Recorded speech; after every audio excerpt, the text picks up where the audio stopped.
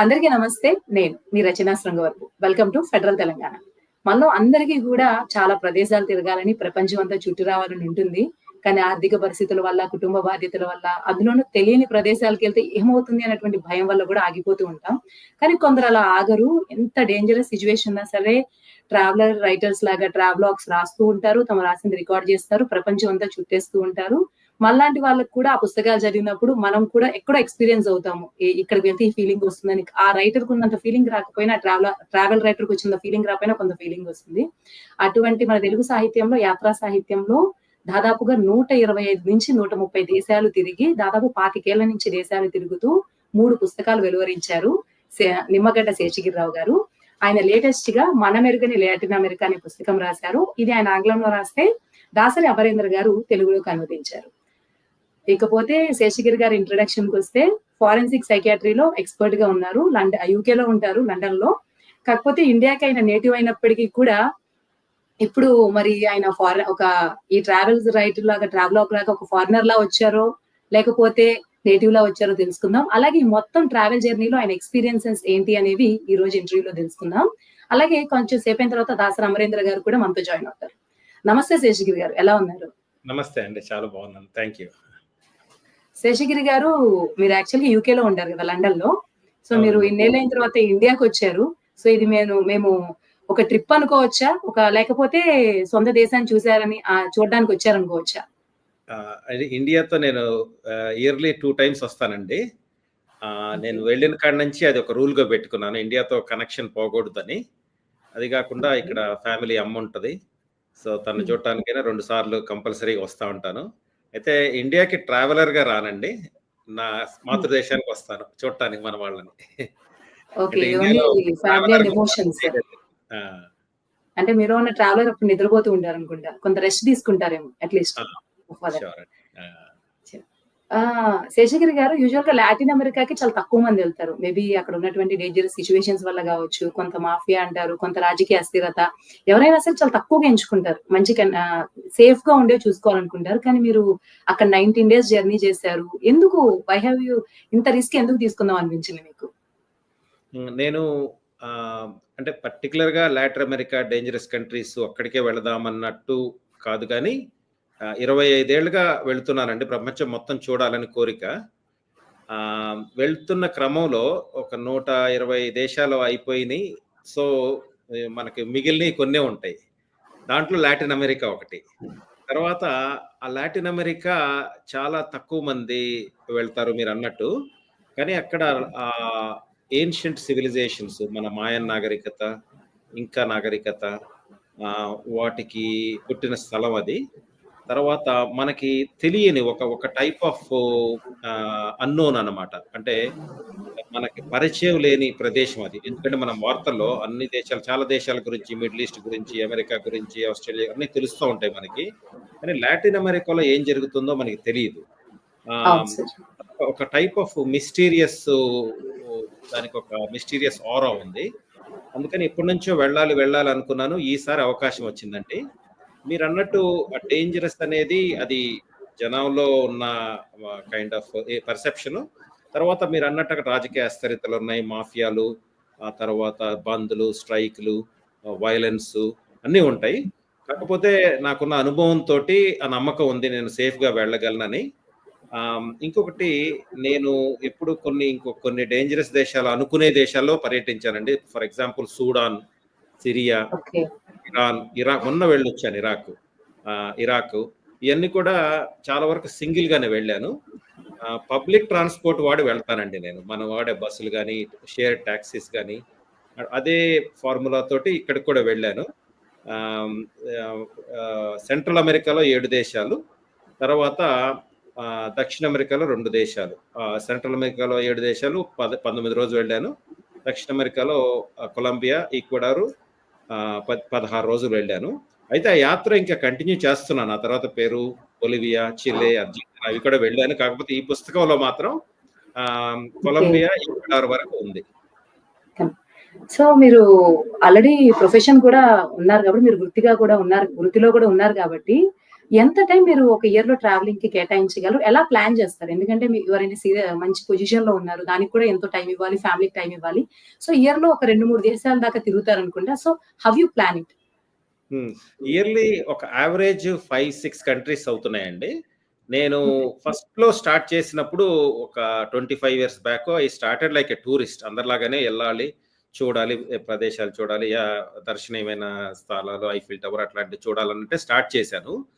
రాను రాను నాకు మెచ్యూరిటీ పెరిగి ఒక ట్రావెలర్‌గా ఒక టైప్ ఆఫ్ తృష్ణ అనమాట. దాన్ని ఇంకా తెలుసుకోవాలి, ఇంకా వెళ్ళాలి. అంటే మనకి తెలియకుండానే ఒక టైప్ ఆఫ్ అట్రాక్షన్. ఆ ఇయర్ కంపల్సరీ చెయ్యకపోతే ఒక అసహనం. అట్లా ఓకే. వచ్చేసింది. అది మెల్లగా డెవలప్ అయిందండి. 25 ఇయర్స్. అంటే ముందుగా ఎవరైనా సరే వెరీ పాపులర్ కంట్రీస్‌కి వెళ్తారు. వెస్టర్న్ యూరోపియన్ కంట్రీస్‌లో ఉన్న స్పెయిన్ ఎగ్జాక్ట్‌లీ. గాని, ఫ్రాన్స్ గాని అయి ఫస్ట్‌లో చూసేసాను. రాను రాను కొన్ని ఫ్రాంటియర్ కంట్రీస్ అంటే ఎవరు వెళ్ళనివి, ఆహ్, ఈ టూరిస్ట్ మ్యాప్‌లో లేని కంట్రీస్ వాటికి వెళ్ళటం స్టార్ట్ చేశాను. నేను టైం విషయానికొస్తేనండి వెరీ ఎర్లీ నేను 25 ఇయర్స్‌గా చేస్తున్నానన్నాను. యూకే వెళ్ళి నేను 28 ఇయర్స్ అట్లా అవుతుంది. మొదట యూకే తిరిగాను. అప్పుడు పాస్‌పోర్ట్ బయటికి మన ఇండియన్ పాస్‌పోర్ట్ కదండీ! బయటికెళ్ళడానికి కొద్దిగా కష్టంగా ఉండేది. అయితే నాకు అర్థమైంది. ఈ ట్రావెల్ అనేది నాకు that is giving me some kind of oxygen. అంటే మనం ఫంక్షన్ అవ్వటానికి అంటే మన దైనందిక జీవితంలో ఒక ప్రొఫెషనల్‌గా గాని, ఫ్యామిలీ పరంగా గాని, సోషల్‌గా గాని, ఆక్యుపేషనల్‌గా గాని అంటే డిఫరెంట్ స్పియర్స్ ఉంటాయి మనకి. వాటన్నిటిలో మనం కరెక్ట్‌గా ఫంక్షన్ అయితేనే ఒక పరిపూర్ణత వస్తది ఒక హ్యూమన్ బీయింగ్‌గా. మరి దానికి ఫంక్షన్ అవ్వటానికి నాకు ట్రావెల్ అనేది ఒక చాలా ఇంపార్టెంట్ విషయం. అంటే నన్ను నేను ఒక హెల్తీ హ్యూమన్ బీయింగ్‌గా, ఒక గుడ్ హ్యూమన్ బీయింగ్‌గా, ఒక మెచ్యూర్ హ్యూమన్ బీయింగ్‌గా తీర్చిదిద్దుకోవటానికి ట్రావెల్ అనేది నాకు సహకరిస్తదని నాకు అర్థమైంది మొదట్లోనే. సో, అట్లా ప్రతి సంవత్సరం వెళ్ళటం మొదలుపెట్టాను. మొదట ఫ్యామిలీతో వెళ్ళేవాళ్ళం.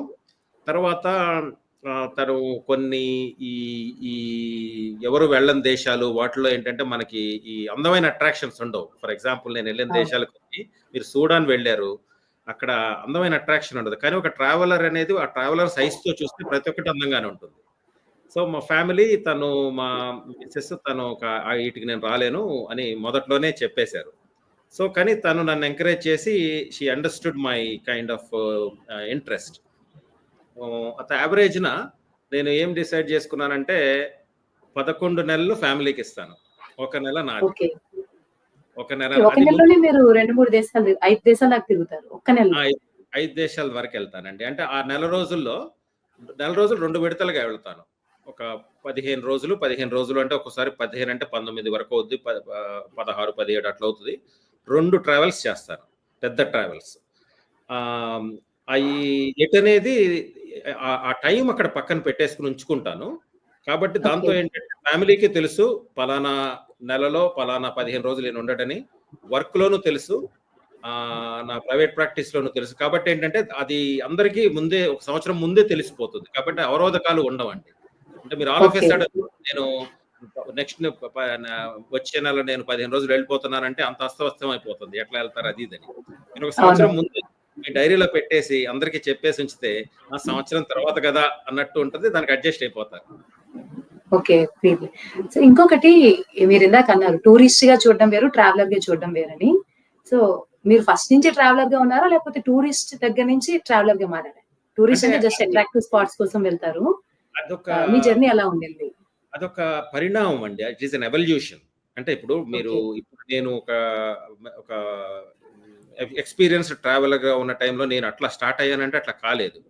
అంటే బయటికి వెళ్ళాలి. ఒక కుతూహలం, ఒక ఆసక్తి, ఒక హ్మ్. ఇంట్రెస్టు, ఒక బ్రేక్ ఫ్రమ్ ద రొటీను ఇట్లా మామూలుగా వెళ్తాము. తర్వాత అక్కడ కొత్తయి చూడాలని గాని, కొత్తయి తెలుసుకోవాలని గాని, కొత్త రుచులు చూడాలని గాని అట్లా అందరికున్నట్టే ఉంటుంది. ఒక స్టేజ్ వచ్చేసరికి ఏమవుతుందంటేనండి ట్రావెలు ఒక ఇంట్రెస్టింగ్ ప్రదేశాలు చూడటమే కాదు, అక్కడ కల్చర్‌ని చూడటమే కాదు, ఇట్ ఈస్ సంథింగ్ బియాండ్. హ్మ్.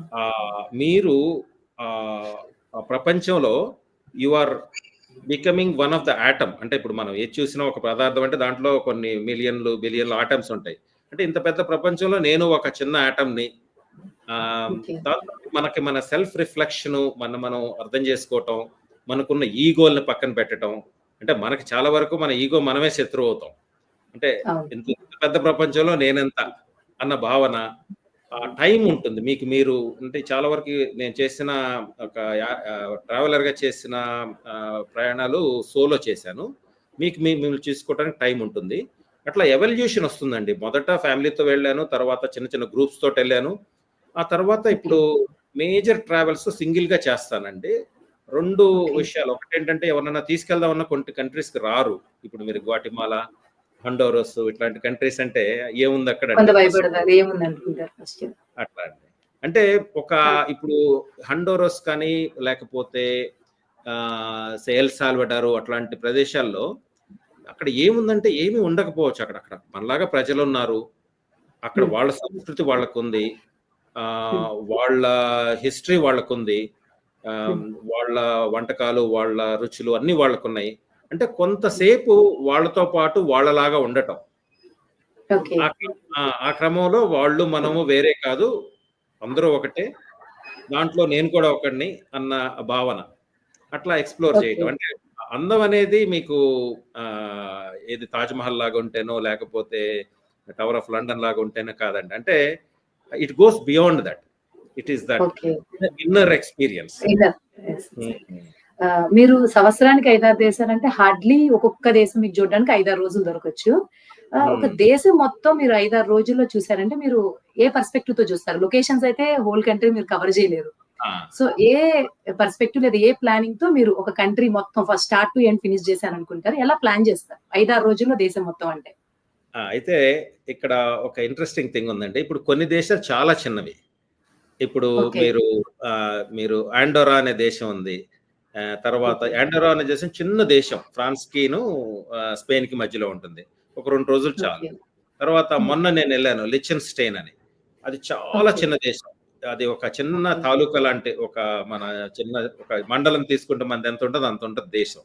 అది హ్మ్. ఆస్ట్రియాకి, స్విట్జర్లాండ్‌కి మధ్యలో ఉంటుంది. ఒక 2 రోజులు చాలు. అట్లానే మీకు ఓకే. సాన్ మారినో ఒక చిన్న ఉంది. ఇటలీ మధ్యలో ఉంటుంది. అదొక చిన్న ఊరంతే. అది ఇండిపెండెంట్‌గా ఓకే. ఉందండి. అట్లాంటి ఆటికి ఒక రోజు అట్లా సరిపోతుందండి. అదే పెద్ద దేశాలనుకోండి ఇప్పుడు మొరాకో ఉంది. మొరాకో హ్మ్. నేను ఈ దేశాలు కూడా అండి నేనెప్పుడు లెక్క పెట్టను. అంటే అయి ఆటోమేటిక్‌గా పెరుగుతా ఉంటాయి. ఆహ్, ఓకే. ఆ దేశం మీద నాకు ఆ తనివి తీరకపోతే మళ్ళీ వెళ్తాను. ఇప్పుడు మొరాకో హ్మ్. అట్లానే 3 సార్లు వెళ్ళాను. ఓకే. 3 సార్లు నెల రోజులు వెళ్ళాను. నెల రోజులు ఓకే. వెళ్ళి నేను ట్రావెలాగ్ రాసే టైంలో అది అమరేంద్ర గారు తీసుకొచ్చారు. అంటే ఒక ఒక అన్నిటిని కలిపి నేనెళ్ళిన 30 డేస్ జర్నీని ఒక రిటన్ ఫార్మ్‌లో నేను పెట్టినప్పుడు, ఆయన తెలుగులో చెప్పి ఇదంతా ఒక పుస్తకంగా వస్తుందని చెప్పారు. అది నాకు ఓకే. ఐడియా కూడా లేదు. అంటే ఒక కంట్రీ మీద ఒక పుస్తకం ఓకే. వస్తుందని. అట్లానే పెద్ద దేశాలు చాలా సార్లు వెళ్ళాలండి. ఆహ్, ఓకే. ఆహ్, దాని మీద ఒక అవగాహనొచ్చి, దాని మీద నాకొక ఒక ఐడియా వచ్చేదాకా వెళ్తూనే ఉంటాను. అందుకని ఓకే. కొన్ని కంట్రీస్ ఏమన్నా జస్ట్ ఫ్లయింగ్ విజిట్ లాగుంటుంది. ఇప్పుడు హ్మ్. మొన్న నేను వెళ్ళిన సెంట్రల్ అమెరికాలో హ్మ్. ఆహ్, బెలీజే అనే దేశం కొన్ని గంటలు మాత్రమే ఉన్నాను. హ్మ్. అంటే వెళ్లి కాసేపు వాళ్ళ ఒక ఇంపార్టెంట్ టౌన్‌లో కాసేపు స్పెండ్ చేసొచ్చాను. అదే పుస్తకంలో ఉన్న ఈక్వెడార్‌లో 7 రోజులున్నా. సో, ఇప్పుడు అమరేంద్ర గారు కూడా మనతో జాయిన్ అయ్యారు. నమస్తే అమరేంద్ర గారు. నమస్తే అండి. సో, ఇప్పుడు క్వెషన్ ఏంటంటే, శేషగిరి గారి పుస్తకాన్ని మీరు ట్రాన్స్‌లేట్ చేశారు. మీరిద్దరు కూడా ట్రావెలర్సే. మీరు ఇంతకు ముందు కూడా విస్తృతంగా ప్రయాణాలు చేసున్నారు. మీకు ట్రావెలింగ్‌లో ఒక పర్స్‌పెక్టివ్ అవునండి. ఉంటుంది.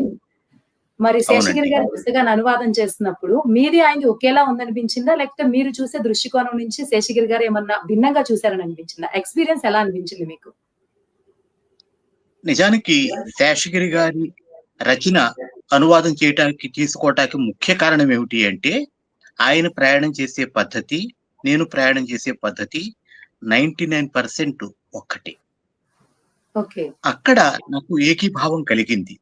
అప్పుడు ఆ ప్రయాణంతో నేను రిలేట్ అవ్వటము, ఆ రైటప్‌తో రిలేట్ అవ్వటము, ఇది నేను చేసిన ప్రయాణంలోనే ఉంది కాబట్టి, నాకు బాగా దాని మీద మక్కువ కలగటము, తెలుగు వాళ్ళకి అందించాలని గట్టి కోరిక కలగటం, ఈ నేపథ్యంలో అనువాదించేశాను.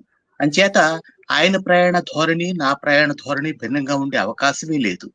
దాదాపు ఇందాక 99 అన్నాను. ఇప్పుడు దాన్ని 99.9% గా మారుస్తున్నాను. ఓకే. అంటే మీరు కూడా ఇదే Latin America వెళ్ళొచ్చారా? Same Saras countries, అలా మొరాకో. అలా కాదు. అలా కాదు. నేను ప్రదేశాల గురించి మాట్లాడటంలా. ఎందుకు జస్ట్ వెళుతున్నాం? నార్మల్. హ్మ్. లేదు. నేను ఆ ప్రదేశాలకు వెళ్ళలేదు కానీ వెళ్ళలేదు. ఎందుకంటే ఇంకెక్కువ చెప్తే ఎక్కువ అవుతుంది. ఇప్పుడు చెప్పను. తర్వాత చెప్తాను. సో, ఆ ఫీలింగ్ మీకొచ్చిందా ట్రాన్స్‌లేట్ చేసినప్పుడు? మీరు ఆల్రెడీ ట్రావెల్ చేశారు కాబట్టి అక్కడున్నాను, కొంత తెలుసుకున్నాను. మాకన్నా బెటర్‌గా. సరే. నార్మల్ మీరు రీడర్ వెంటనే కన్నా కూడా మీకు ఆ అడిగారు. బెటర్ ఫీలింగ్ వచ్చిందా? ఆయన 5 వారాల్లో చేసిన ప్రయాణాన్ని నేను 15 నెలల్లో చేశాను. తీరిగ్గా ఓకే. ఒక్కొక్క ప్రదేశాన్ని ఎక్స్‌ప్లోర్ చేసుకుంటూ నెట్‌లో ఆయన చేసిన ప్రదేశాలన్నీ ఆయన కన్నా క్షుణ్ణంగా చూస్తూ, ఇంకా వివరంగా వావ్! చూస్తూ, ఆ ప్రయాణాన్ని నేను మళ్ళా చేశాను.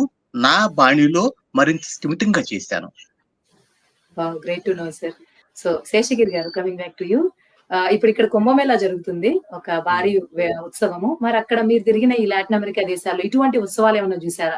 ఇంత భారీ గ్యాదరింగ్ ప్రజలొచ్చేదేమన్నా చూసారా? అంటే ప్రతి దేశానికి వాళ్ళ ఫెస్టివల్స్ ఉంటాయండి. And okay. మన దాంట్లో ప్రైడ్ తీసుకున్నట్టు every culture takes pride in their own festivals. Okay. అంటే చాలా నేను చూసిందేంటంటే ఆల్ అరౌండ్ ద వరల్డ్ ఆ cultural element same. Everybody has their own festivals, everybody has their own food and everybody are proud of it లోకల్‌గా. అదే నేను పెద్ద festivals కంటూ ప్రత్యేకించి కుంభమేళా లాంటివి వెళ్ళలేదు. కాకపోతే చిన్న చిన్న పెరేడ్‌లు, చిన్న చిన్నయి కొన్ని తారసపడ్డాయి. వాటి గురించి చూసాను, రాసాను. అంటే కుంభమేళాకు ఒక యూనిక్ ఒక గ్రేట్ ఫెస్టివల్స్‌లో ఒక పెద్ద ఫెస్టివల్. అది ప్రపంచవ్యాప్తంగా అందరికీ తెలుసు. మీకు బ్రెజిల్‌లో కార్నివాల్ అని ఉంటుంది. అట్లా అనుకోకుండా నేను వెళ్ళిన టైంలో ఉంటే చూస్తాను. ప్రత్యేకించి దాని గురించి వెళ్ళనండి. ఓకే. ఇప్పుడు దాసరి అమరేంద్ర గారు మీకో క్వెషన్. ఇదే క్వెషన్ నేను శేషగిరి గారిని కూడా ఇందాక ఆయన ఆన్సర్ చెప్పేసారు. అదేంటంటే మేమైతే జనరల్‌గా మేము టూరిస్టులు గాని ఏదైనా వెళ్ళాలనుకుంటే అందమైన ప్రదేశాలు ఉన్నాయా? లేవా? అంతవరకే ముందు గూగుల్‌లో సెర్చ్ చేసుకొని వెళ్తాం. మీరు ట్రావెలర్ కాబట్టి మీరు ఏం చూసుకొని వెళ్తారు? అంటే జస్ట్ ప్రదేశాలు చూడడానికి అందంగా ఉన్నాయా? మనల్ని అట్రాక్ట్ చేస్తుందా? ఆ కోణంలో ఆగిపోతారా? ఇంకా ఏం ఎక్స్‌ప్లోర్ చేయడానికి వెళ్తారు ట్రావెలర్‌గా? డిఫరెన్స్ విత్ అంటే టూరిస్ట్ భిన్నంగా ఎలా చేస్తారు? ఒక పరిణామ క్రమం ఉంటుందండి ప్రయాణాలు చేసే వాళ్ళల్లో. ప్రతి వాళ్ళు టూరిస్ట్‌గా మొదలెడతారు. ట్రావెలర్‌గా హ్మ్. పరిణమించే అవకాశం ఉంది.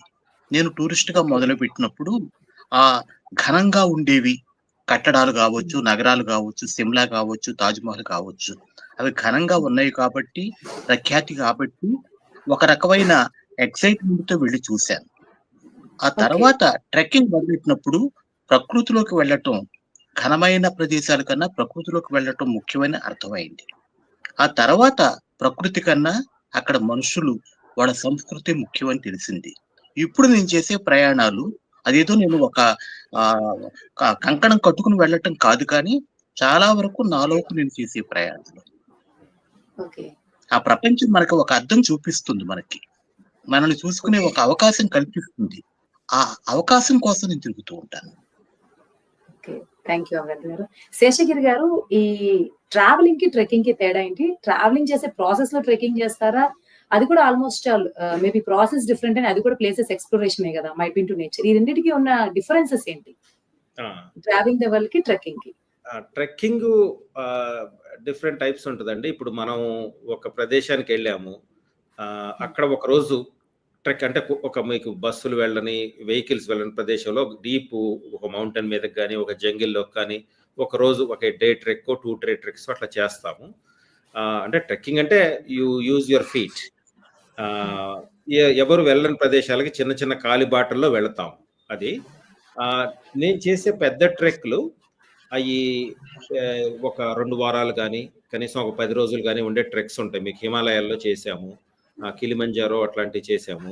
దానికేంటంటే మీరు టోటల్‌గా ప్రిపేర్ అయిపోయి, మీరు కొన్ని రోజులు మన నాగరికతకి చాలా దూరంగా విల్డర్‌నెస్‌లో అసలు ఏమి మీకు ఈ వెహికల్స్ గాని ఇట్లాంటివి ఏమి లేకుండా కంప్లీట్ లోపలికి ఇంటీరియర్ ప్రదేశాల్లోకి వెళ్తారు. ట్రెక్కింగు ఎందుకు చేస్తామంటే మీరు అమరేంద్ర గారు అన్నట్టు ప్రకృతిలోకి వెళ్ళిపోతున్నారు మీరు. ఆ ప్రకృతిలోకి వెళ్ళే క్రమంలో మళ్ళీ డిఫరెంట్ లేయర్స్ లాగా ఉంటుందండి. అంటే కొంతమంది ఆ ప్రకృతిని చూసి ఆనందిస్తారు. కొంతమందికి అది మంచి బ్రేకు. కొంతమంది ట్రెక్కింగ్ యూజువల్‌గా కొంతమందితో చేస్తాము. సింగిల్‌గా చేసేవాళ్ళు ఉంటారు కానీ, జనరల్‌గా నేను ఒక చిన్న గ్రూప్‌తో చేస్తాను. ఎందుకంటే దాంట్లో నాకు ఎక్కువ ఆనందం ఉంది. ట్రావెలింగు సింగిల్‌గా చేయటానికి ప్రిఫర్ చేసిన, ట్రెక్కింగ్ గ్రూప్‌తో ఉంటాం.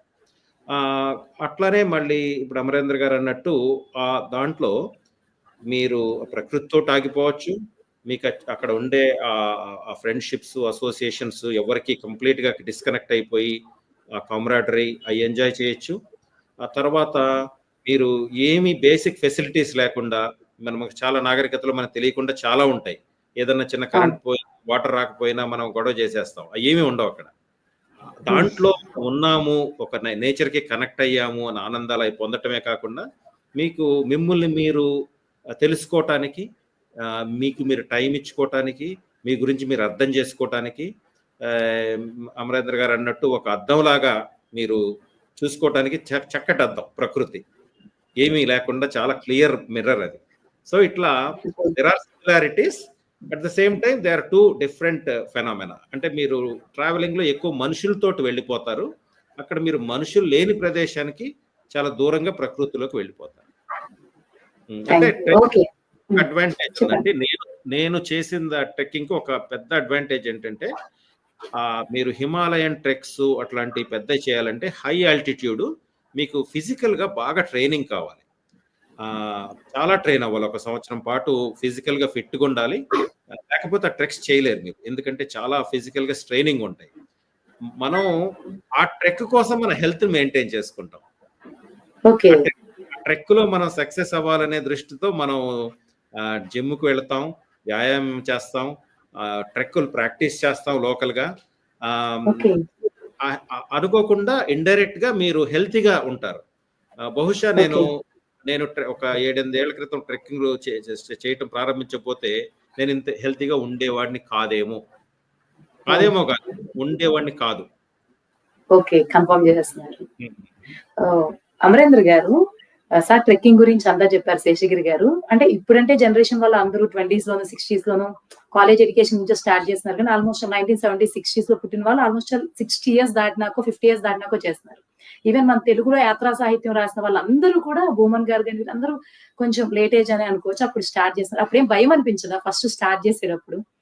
మనకున్నటువంటి ఫిజికల్ గా కొంత ఏజ్ అయిపోవడము, ఇప్పుడు ఇంత హైట్, ఇప్పుడు మేము వెళ్ళాలన్నా సరే కొంచెం భయంగానే ఉంటుంది కదా, అంత కంఫర్టబుల్ గా ఉండదు. సో ఈ అంత యాక్టివ్ గా age is just a number అని మీరు అంటారు, కానీ అంత యాక్టివ్, అంత ఎనర్జీ ట్రావెల్స్ వల్ల మీకు వస్తుందా? ముందు ఒక చిన్న కరెక్షన్ అండి. నేను 53లో పుట్టాను. నేను 81లో మొట్టమొదటి ట్రెక్కింగ్ చేశాను. అంచేత నేను 67 వరకు ఆగటం అన్నది నేను చేయలేదు. చేసినప్పుడు అప్పటికే నేను కొన్ని ప్రయాణాలు చేయటము, ఊళ్ళు వెళ్ళటము, వింతలు విశేషాలు చూడటము ఆ నేపథ్యం నాకు ఉంది కాబట్టి పరాయి ప్రదేశాలకు వెళ్ళినప్పుడు ఉండాల్సిన బెరుకు కానీ భయం కానీ నాకు ట్రెక్కింగ్ మొదలైనప్పుడు లేనే లేవు. పైగా మొట్టమొదటి ట్రెక్లోనే మైదాన ప్రాంతాల వాళ్ళకన్నా పర్వత ప్రాంతాల వాళ్ళు మరింత స్నేహంగా, మరింత సహకారంగా ఉంటారు అన్నది నాకు స్పష్టంగా బోధపడింది. అంచేత ఎక్కడన్నా వసతి దొరుకుతుందా, భోజనం దొరుకుతుందా, అక్కడ ప్రమాదాలు ఉంటాయా, ఇలాంటి చింకు చింత లేకుండా గత 40 ఏళ్లుగా ఈ ట్రెక్కింగ్ చేస్తూనే ఉన్నాను. అపోహలు ఉంటాయి, కొన్ని భయాలు ఉంటాయి, ఉండాలి కూడాను. కానీ మనం ఊహించుకున్నంత భయపడాల్సిన విషయం కానే కాదు ట్రెక్కింగ్. జాగ్రత్తగా ఉండాలి మనం. మన జాగ్రత్త మనం చూసుకున్నట్లయితే ప్రపంచం కూడా మనని జాగ్రత్తగా చూసుకుంటుంది. ఓకే, శేషగిరి గారు, మీరు ఫస్ట్ టైం అంటే మీరు బేసికల్ గా రైటర్ కాదు, అంటే బై ప్రొఫెషన్ రైటర్ కాదు, అంటే ప్రవృత్తి కూడా అది లేదు. సో ట్రావెల్స్ చేసిన తర్వాత మీరు ఇప్పుడు రైటర్, ఇప్పుడు renowned writer, no doubt about it. కానీ స్టార్టింగ్ లో ఒక 7 years బ్యాక్ మీకు ఫస్ట్ బుక్ రైటింగ్ ఎక్స్పీరియన్స్ ఎలా ఉంది? అన్ని రికార్డ్ చేయగలిగారా ఈ ట్రావెలింగ్ లో?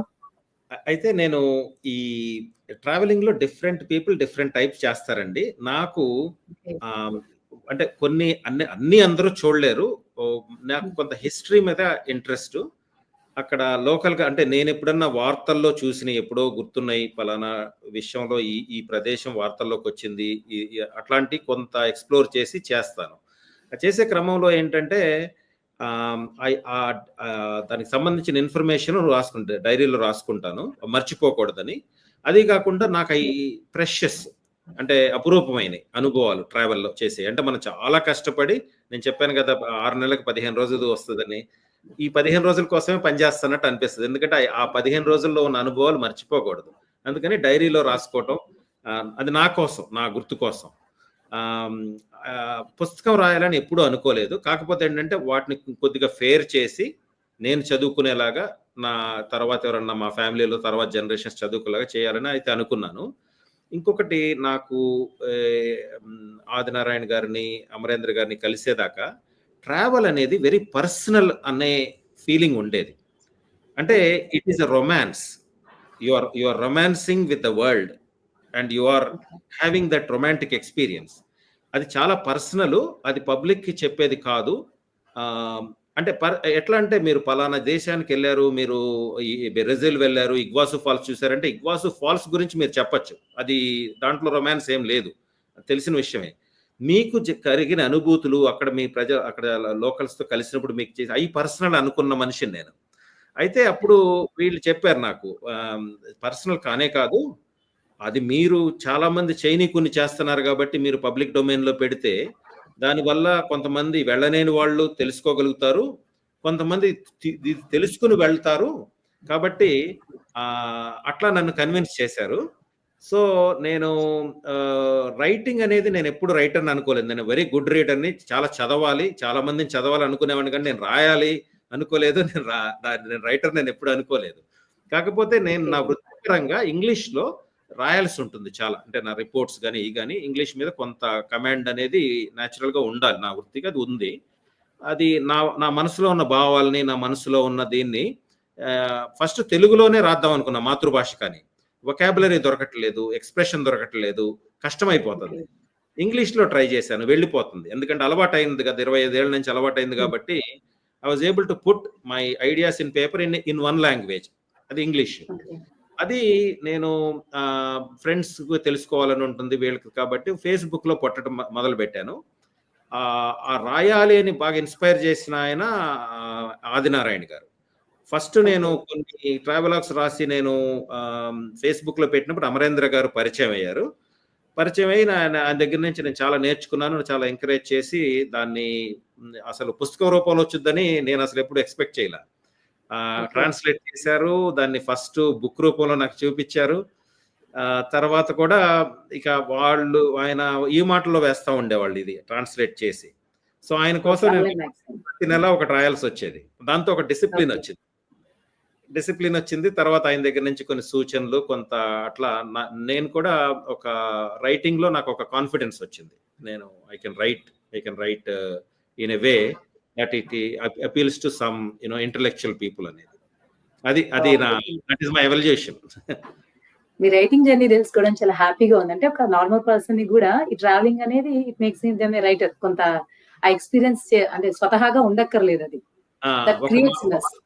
ఒక మాట అంటే ఇబ్న్ బటూటా అంటాడు, travel makes you spell bound and turns you into a story teller అంటాడు. అంటే మీరు అక్కడ ఏదన్నా ఒక ట్రావెలింగ్ లో మీరు ఆ ఇన్స్పిరేషన్ వచ్చి మీరు ఒక ఏమంటారు దాన్ని ఒక బాగా ఇన్స్పైర్ అయిపోయినప్పుడు ఆ భావాలన్నీ బయటకు ఆటోమేటిక్ గా ఒక స్టోరీ రూపంలో వచ్చేస్తాయి. ఐ థింక్ అది that happened with me in practice అండి. ఎందుకంటే అది పేపర్ లేదన్నాను కానీ పెన్ను ఆపటం కష్టం అయిపోద్ది ఎప్పుడన్నా ఒక్కోసారి పెన్ను పెడితే. ఓకే, దట్ అంత ఇంటెన్స్ ఉంటుంది ఎక్స్‌పీరియన్స్. ఉంటుంది, ఎక్స్‌పీరియన్స్ బయటకు వచ్చేస్తుంది. వర్డ్స్ కూడా ఆటోమేటిక్ గా వచ్చేస్తాయి అందులో. సో అమరేంద్ర గారు ఇప్పుడు మన తెలుగు సాహిత్యంలో ఈ మధ్య చాలా యాత్రా సాహిత్యం వస్తూనే ఉంది. ఆదినారాయణ గారు భ్రమణకాంక్ష, ఇట్లా భూమన్ గారు, ఇంకా మీరు, శశిగిరి గారు, మన రాజేంద్ర గారు, ఇట్లా చాలా మంది వస్తూ ఉన్నారు కదా. సో మీరు ఆల్మోస్ట్ ఆల్ ఈ బుక్స్ వీళ్ళు తిరిగిన దేశాలన్నీ కూడా మీకు ఐడియా ఉన్నాయి. మన తెలుగు సాహిత్యంలో ఎంతవరకు ఎన్ని దేశాల మీద వరకు యాత్రా సాహిత్యం వచ్చిందంటారు? ఏ దేశాల మీద అసలు రికార్డ్ అవ్వలేదంటారు మన తెలుగు సాహిత్యంలో యాత్రా సాహిత్యం అనేది? దేశాల కన్నా ముందు నేను ఖండాల గురించి మాట్లాడతానండి. దాదాపు అన్ని ఖండాల గురించి, ఆర్కిటికా గురించి రాకపోవచ్చు కానీ మిగతా అన్ని ఖండాల గురించి వచ్చింది, ఇంక్లూడింగ్ లాటిన్ అమెరికా, ఆఫ్రికా. కానీ ఆఫ్రికా గురించి వచ్చినవి తక్కువ. లాటిన్ అమెరికా కూడా దాదాపు అంతే తక్కువ. ఇప్పుడు మేము తీసుకొస్తున్న పుస్తకం మన మెరుగుని లాటిన్ అమెరికా ఆ లోటుని కొంతవరకు పూరించే శక్తి కలది, చాలా వరకు పూరించగలదు. ఇప్పుడు లాటిన్ అమెరికా గురించి తెలుగులో ఆ యాత్రా సాహిత్యం లేదు అనడానికి స్కోప్ లేదు. ఈ పుస్తకం పరిపూర్ణంగా వచ్చింది. అలా అని ఆఫ్రికా గురించి చెప్పగలమా? లేదు. అక్కడక్కడ రాశారే కానీ ఒక పరిపూర్ణమైన సంతృప్తికరమైన ట్రావెలోగు తెలుగులో ఒరిజినల్ ఇంతవరకు నేను చదవలేదు ఆఫ్రికా గురించి. ఆ ఒక్క ఖండమే నాకు తోస్తోంది. సరే, స్కాండినేవియా గురించి కూడా కొంత రాశారు, యూరప్ గురించి బాగా వచ్చాయి, జపాన్ గురించి కూడా కొంతమంది రాశారు. మిగతా అన్ని ఖండాల గురించి సౌత్ ఈస్ట్ ఏషియా అయితే చెప్పనక్కర్లేదు, వచ్చాయి. ట్రావెల్ బుక్స్ దాదాపు ప్రపంచంలో మూల మూల గురించి కూడా మన తెలుగులో ఉన్నాయి. కానీ అవి ఎంత పరిణితి కలవి, ఎంత సమర్థవంతంగా రాశారు ఆ విషయం మీద నేను ఇప్పుడు కామెంట్ చేయను. కానీ రాయటం మాత్రం అన్ని దేశాల గురించి రాశారు. దాదాపు ఒక 100-150 దేశాల గురించి మన యాత్రా సాహిత్యంలో కనీసం వాటి గురించి ఒక ప్రతిపాదన, ఈ దేశం ఎలా ఉంది అన్న చిన్నపాటి సూచన కూడా ఉన్న గ్రంథాలు మనకున్నాయి. ఉదాహరణకు నర్మదారెడ్డి గారు, ఆవిడ కూడా 100 దేశాలు దాటి తిరిగారు. ఆవిడ విరివిగా దేశాల గురించి అలా ముట్టుకుని చూపించారు, అంతే, రాశారంటే. శేషగిరి గారు, మీ గురించి కొంచెం మీ ప్రొఫెషన్ గురించి, పర్సనల్ ఇంట్రొడక్షన్ గురించి చెప్తారు. ఎందుకంటే మీ వృత్తి కూడా డిఫరెంట్ కదా. దాంతో పాటు మీరు ఇండియాలో పుట్టారు కానీ లండన్ లో సెటిల్ అయ్యారు. కొంచెం ఆ జర్నీ గురించి చెప్పండి, అలాగే మీ ప్రొఫెషన్ గురించి కూడా. ఓకే అండి. పుట్టి పెరిగింది బోధన్లో అండి, నిజామాబాద్ జిల్లా. మెడిసిన్ కాకినాడలో చేశాను. మెడిసిన్ అయిన తర్వాత లండన్, యూకే వెళ్ళాను. నాకు సైకియాట్రీ అంటే మొదటి నుంచి ఇంట్రెస్ట్. అంటే మానసిక వ్యాధులు, అంటే mind, the functioning of mind, mental disorders అనేది ఇంట్రెస్ట్. సో నేను ఇక వేరే ఏ బ్రాంచ్ వెళ్ళాను, డైరెక్ట్గా నేను సైకియాట్రీలోకి వెళ్ళిపోయాను. సైకియాట్రీలో చాలా బ్రాంచెస్ ఉంటాయండి. అంటే ఇప్పుడు జనరల్ అడల్ట్ సైకియాట్రీ అంటే మామూలు అడల్ట్స్ని చూసేది, children psychiatry, old age psychiatry, అట్లా డిఫరెంట్ బ్రాంచెస్ ఉంటాయి. నేను చేసే ఫోరెన్సిక్ సైకియాట్రీ అంటే mentally dealing with mentally disorder offenders. అంటే మెంటల్ డిజార్డర్ ఉండి క్రైమ్ చేసిన వాళ్ళని చూస్తాను నేను, వాళ్ళ మీద ఎక్స్పర్ట్ నేను. అయితే దాంట్లో రెండు భాగాలు ఉంటాయి. ఒకటి ఏంటంటే కోర్టులకి అసెస్మెంట్ చేయటం, ఎవరికన్నా మెంటల్ డిజార్డర్ ఉందా లేదా. ఒక్కోసారి మెంటల్ డిజార్డర్ ఉందని వాళ్ళు లేకపోయినా ఉన్నట్టు చూపిస్తూ ఉంటారు కొంతమంది, వాళ్ళని పరీక్షలు చేయటం. తర్వాత ఒక్కోసారి కొంతమంది ఉన్నా వాళ్ళకు ఉందని తెలియదు, కానీ వాళ్ళు ట్రయల్ ప్రాసెస్లో కానీ వాళ్ళని తీసుకెళ్ళి జైల్లో పెట్టినా అది కరెక్ట్ కాదనే లా ఉంది అక్కడ యూకేలో. అందుకని వాళ్ళని మేము అసెస్ చేసి వాళ్ళని హాస్పిటల్కి పంపించే ఇది కూడా ఉంటుంది, ఎక్స్పర్టీజు. సో అదొక భాగం అండి, అంటే అసెస్సింగ్, అంటే మనం డయాగ్నోస్ చేయటం వరకు ఒక భాగం. రెండోది, వీళ్ళలో నిజంగా మెంటల్లీ డిజార్డర్ అఫెండర్స్ ఎవరైతే ఉన్నారో, అంటే యూజువల్గా హై ప్రొఫైల్ వాళ్ళు, అంటే సీరియల్ కిల్లర్స్ కానీ, సీరియల్ రేపిస్టులు, ఇట్లాంటి very very high profile people who are dangerous to the public, వాళ్ళని మేము ట్రీట్ చేస్తాం. అట్లాంటి ఒక పెద్ద హాస్పిటల్కి, ఒక 150 బెడ్ల హాస్పిటల్కి ఐఎమ్ ద మెడికల్ డైరెక్టర్. అంటే అక్కడ 20 ఏళ్ళుగా నేను పనిచేస్తున్నాను కన్సల్టెంట్గా, 14 ఏళ్ళుగా మెడికల్ డైరెక్టర్. నా దగ్గర 16 మంది డాక్టర్లు చేస్తారు. తర్వాత మా హాస్పిటల్లో 450 మంది స్టాఫ్ ఉంటారండి. అది వెరీ సెక్యూర్ హాస్పిటల్. వీళ్ళు బయటికి వెళ్ళకుండా చూసుకోవాలి మేము, అంటే ట్రీట్మెంట్ ఇవ్వటమే కాకుండా, ఎందుకంటే వాళ్ళు ఎక్కడ బయటికి వెళ్ళి పారిపోతే అది that is danger to the public. So ఆ ఆస్పెక్ట్ ఉంటుంది. సో అమరేంద్ర గారిని కూడా చూపించాను యూకే వచ్చినప్పుడు మా హాస్పిటల్ అట్లా. సో అది దట్ ఈస్ మై జాబ్. ఒకటే ప్రొఫెషన్ లో, ఒకటే జాబ్ లో 20 ఏళ్ళుగా ఉన్నాను కాబట్టి కొంత అనుభవం ఉంటుంది, కమాండ్ ఉంటుంది దాని మీద. బాగా సీనియర్ పర్సన్ కాబట్టి హాస్పిటల్లో కానీ ఆ కంపెనీలో కానీ కొంత రెస్పెక్ట్ కూడా. అమరేంద్ర గారు, ఇక మీరు రచయిత, అనువాదకులు, వ్యాఖ్యాత అన్ని మాకు తెలుసు. కాకపోతే మీలో ట్రావెలర్ గురించి ఇప్పుడు పరిచయం చేసుకోండి. ఓకే, కొంత పర్సనల్ లైఫ్ చెప్తే మీలో ట్రావెలర్ గురించి. నిన్నే ఒక చిన్న ఇష్టాగోష్ఠిలో ట్రావెలర్లు పుడతారా లేకపోతే తయారవుతారా అన్నారు. అంటే కొంచెం సోత్కర్ష అనిపించవచ్చు, కానీ నేను పుట్టడంతోనే ట్రావెలర్ గా పుట్టాను. నా పూర్వీకులంతా తిరిగారు. కొన్ని 20 తరాలు 50 తరాలు వెనక్కి వెళితే వాడంతా తిరిగిన వాళ్ళే, సంచార జీవి మనిషి. ఆ అంశాలు నాలో పుష్కలంగా ఉన్నాయి. చిన్నప్పుడే ఒక 10 ఏళ్ల కన్నా 8 ఏళ్ళు అనుకుంటా. ఏదో పుష్కరాలకి మా అక్కతో కలిసి వెళ్ళినప్పుడు ఆ చిన్నాడిని కాళ్ళు నొప్పులు పుడుతున్నాయి. కానీ నడవాలనిపించింది. అప్పుడు అర్థమైంది. ప్రయాణాలంటే ఒక విలక్షణమైన అనుభవం, అనుభూతి అన్నది ఈ మాటలు అప్పుడు నాకు తెలియవు ఆ వయసులో. కానీ ఆ భావన కలిగింది. ఆ తర్వాత హై స్కూల్‌లో ఉన్నప్పుడు, కాలేజీలో ఉన్నప్పుడు ఉన్న ఆర్థిక వనరులు పరిమితులు దాటుకుని వెళ్ళి ఏ సైకిల్ మీదో విజయవాడ నుంచి గుంటూరు దాకా వెళ్ళటం, మధ్యలో ఉండవల్లి, అమరావతి చూడటం ఇలాంటివి బాగా అలవాటయ్యాయి. ఉద్యోగంలో చేరిన తర్వాత ఏదో అంటారే పట్టపగ్గాలు లేకుండా తిరగడం మొదలెట్టాను. ఆర్థిక ఇబ్బందులు లేవు. ఉన్నదేమో ఢిల్లీ నగరంలో. దాంతో నాకు వెసులుబాటు ఎక్కువైంది. ఢిల్లీలో ఉంటే 24 గంటల్లో వేసవి కాలంలో కూడా మనం వెళ్ళి ఒక మంచు కొండతో హలో చెప్పి రావచ్చు. ఆ వెసులుబాటు ఢిల్లీలో ఉంది. అది నేను పుష్కలంగా వాడుకున్నాను. చాలా కాలం వరకు నాది సెమీ అర్బన్ నేపథ్యం కాబట్టి ట్రెక్కింగ్ లాంటిది గొప్పవాళ్ళు, ధనవంతులు మాత్రమే చేయగలరు అనే ఒక అపోహ ఉండేది. అపోహ పోవటానికి నాకు 30 ఏళ్ళు రావాల్సొచ్చింది. ఆ 30 ఏట ట్రెక్కింగ్ చేయటం మొదలెట్టిన తర్వాత ట్రెక్కింగ్ మాత్రమే ప్రయాణం. ప్రయాణాలు ట్రెక్కింగు ప్రయాణంలో ఒక భాగం. యాత్రలో ఒక భాగం.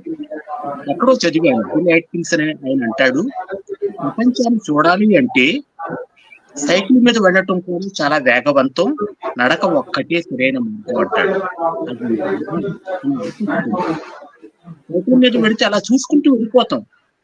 కారులో వెడితే అసలు చూడకుండా వెళ్ళిపోతాం. నడిచినప్పుడు మాత్రమే ప్రతి అడుగులోనూ మనం ప్రతి అణువుని చూడగలుగుతాం.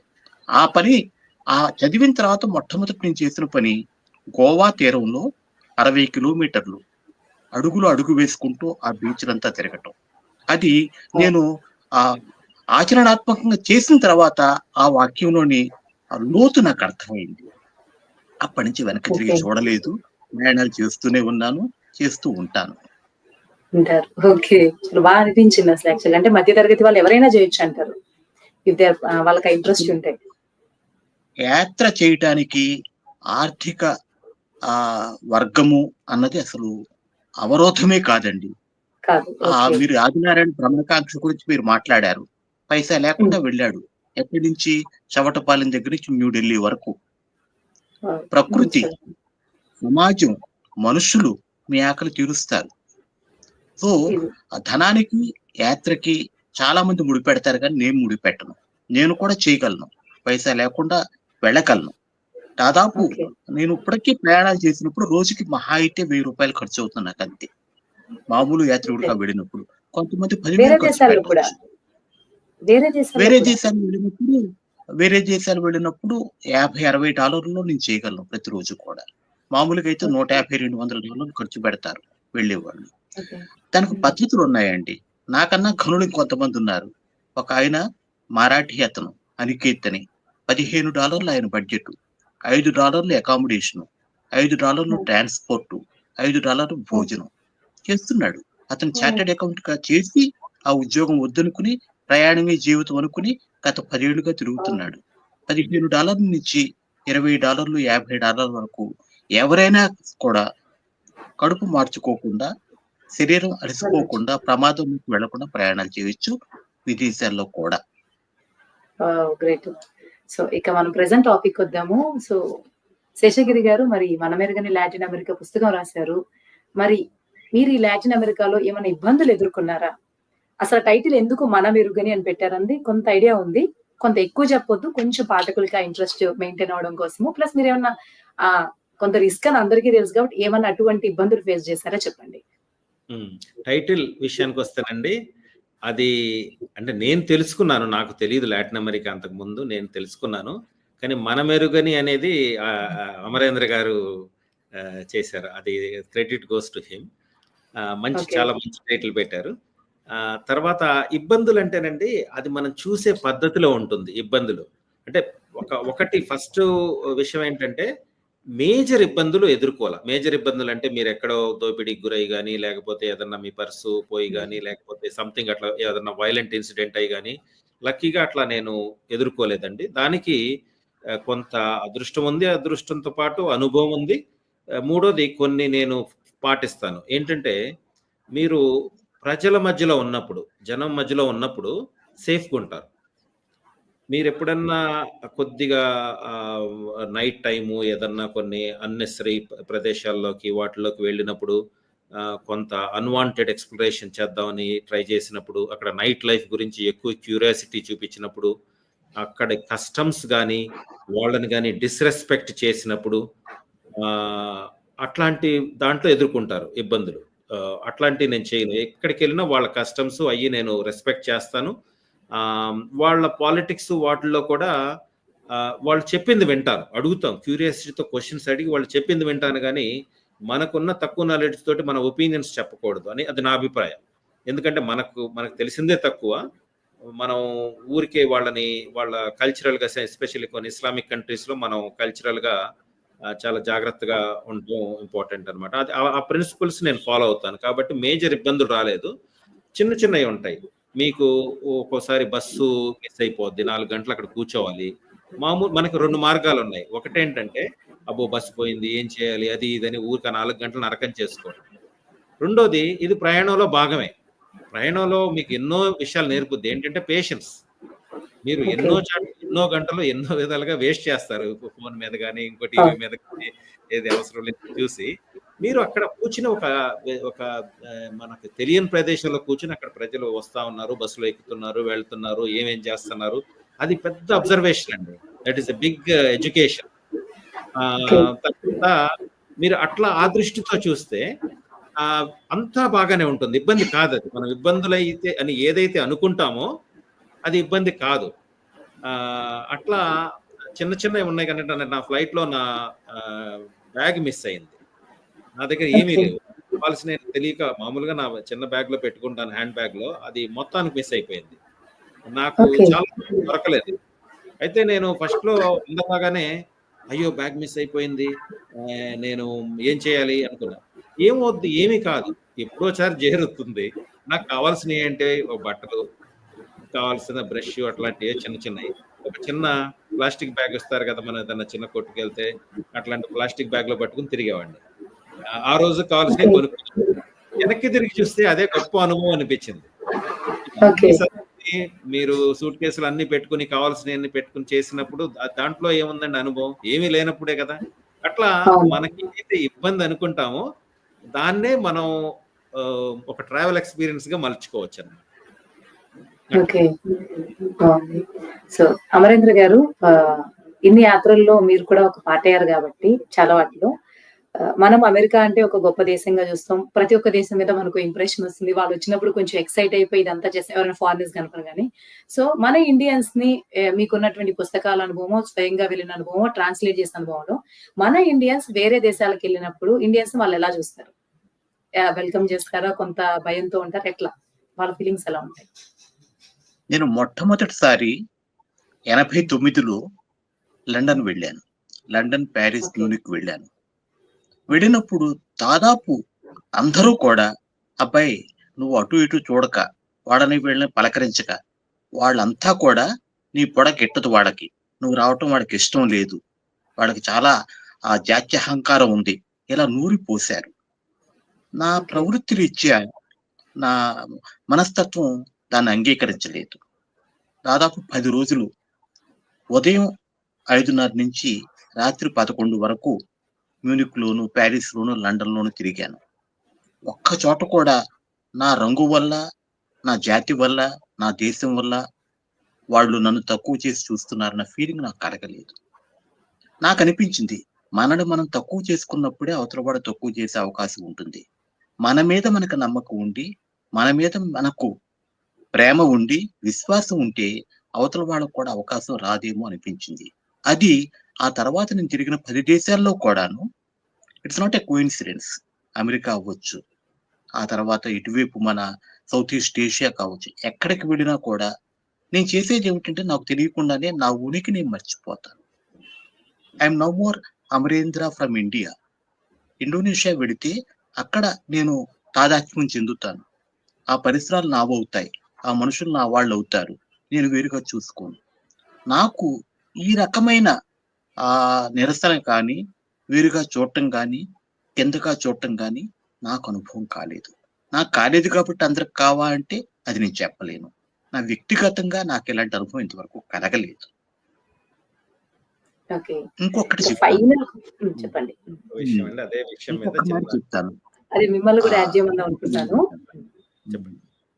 అమరేంద్ర న్యూయార్క్ గారు మీరు వెళ్ళినప్పుడు ఇంకొక 1 మినిట్‌లో చెప్తాను. న్యూయార్క్ వెళ్ళినప్పుడు సెంట్రల్ పార్క్ అని ఉంది.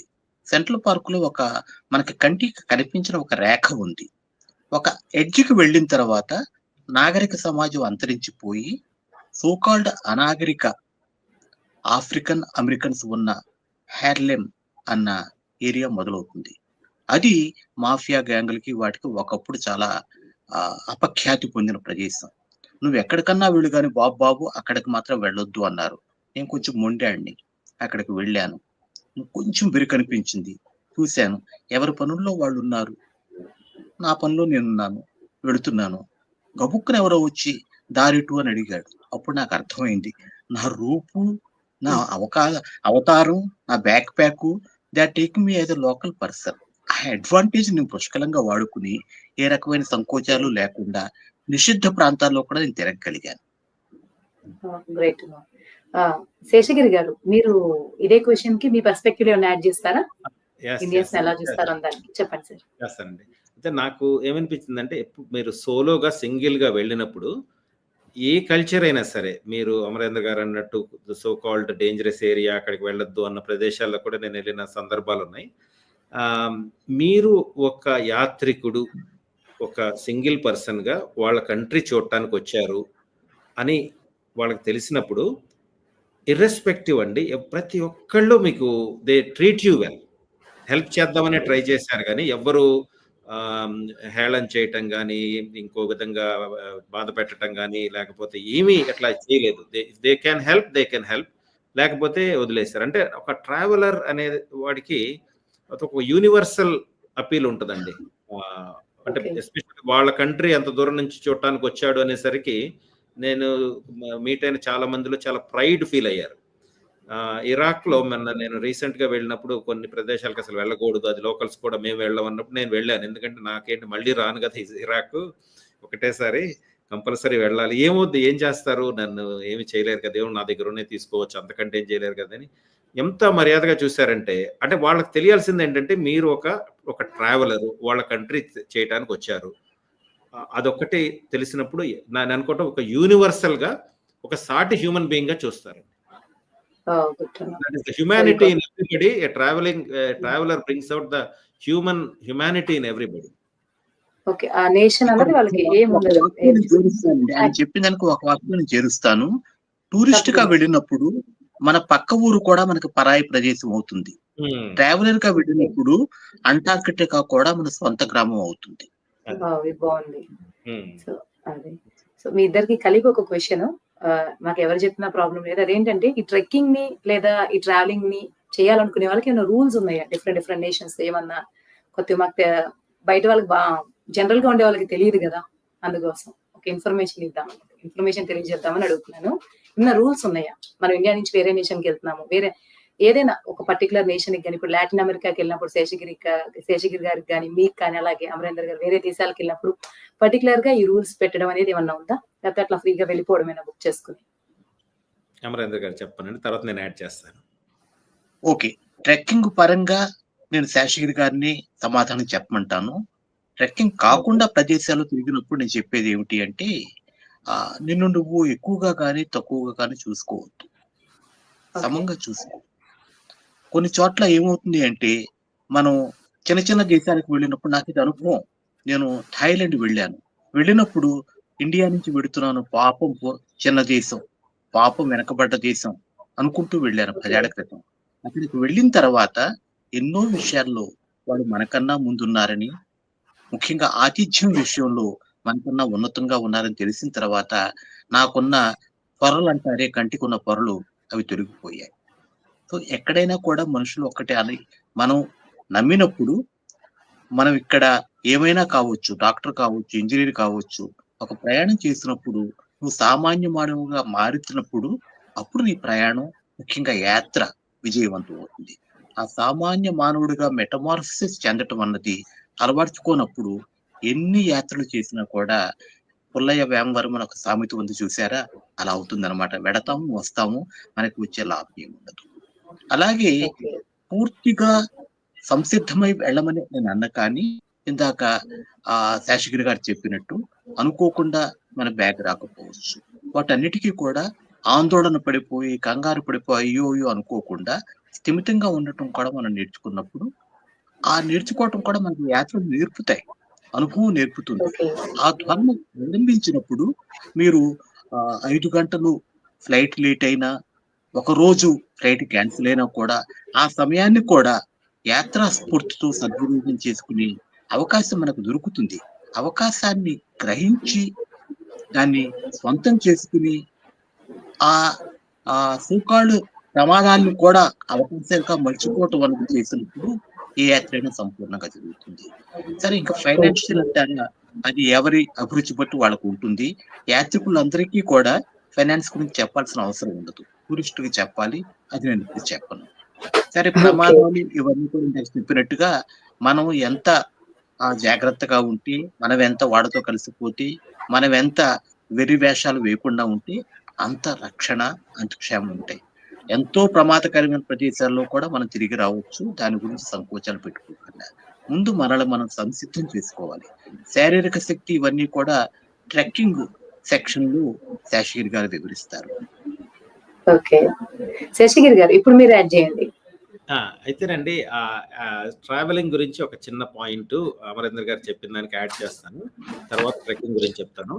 ఆ బ్యారియర్స్ అండి, మనకుండే అపోహలు, అంటే వేరే వాళ్ళు ఏదో మన ఏదో చేస్తారు, మన మిస్ట్రీట్ చేస్తారు, లేకపోతే మన అటాక్ చేస్తారు, అవన్నీ మనలో ఉన్నాయి ఫస్ట్. ఓకే.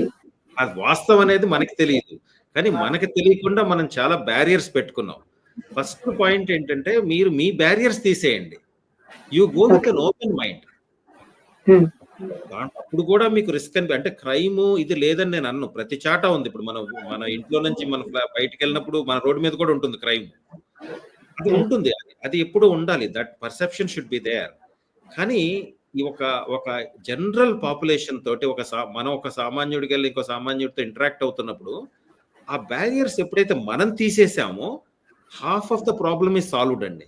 అంటే ఓపెన్ మైండ్ తో ఉన్నామని ఎదుటివాడు తెలుసుకున్నప్పుడు మన ఎదుటి వీధిలో కానివ్వండి, ఎక్కడన్నా other side of the globe కానివ్వండి, ఇంటరాక్షన్ బాగుంటుంది.